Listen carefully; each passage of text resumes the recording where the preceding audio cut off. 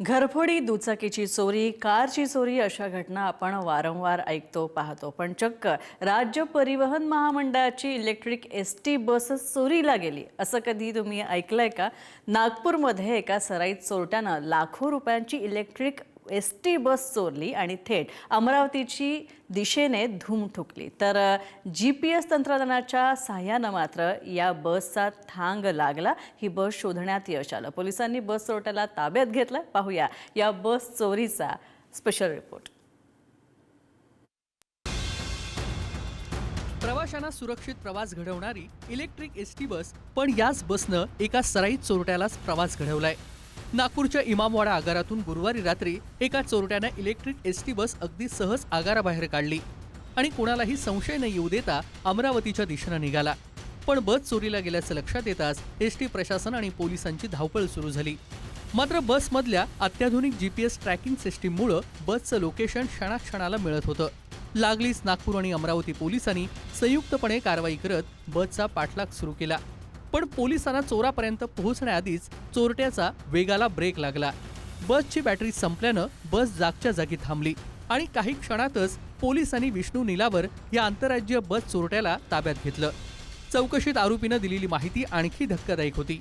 महाराष्ट्रासह 3 राज्यातून तब्बल 21 बसेस चोरल्याची कबुली त्यानं दिली. एवढंच नाही तर चोरीच्या बसमधील महागडे पार्ट्स आणि बॅटऱ्या विकत असल्याचाही खुलासा केला.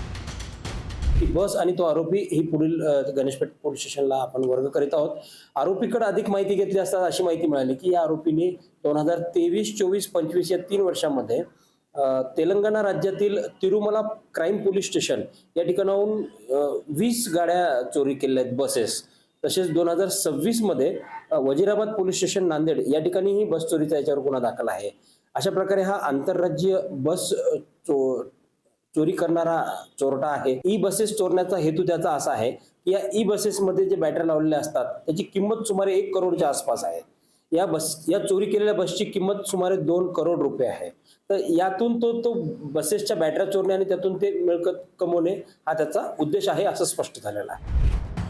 पण या संपूर्ण प्रकरणात पोलिसांचे खरे हिरो ठरले बसमधील GPS आणि CCTV.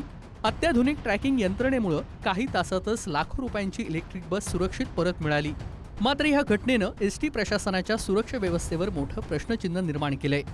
कारण एसटी आगाराच्या गेटवर कोणतीही नोंद न होता बस थेट आगाराबाहेर कशी गेली? सुरक्षा रक्षक कुठे होते? रात्रीच्या वेळी बस बाहेर पडताना कोणाचंही लक्ष कसं गेलं नाही असे अनेक प्रश्न उपस्थित झाले आहेत.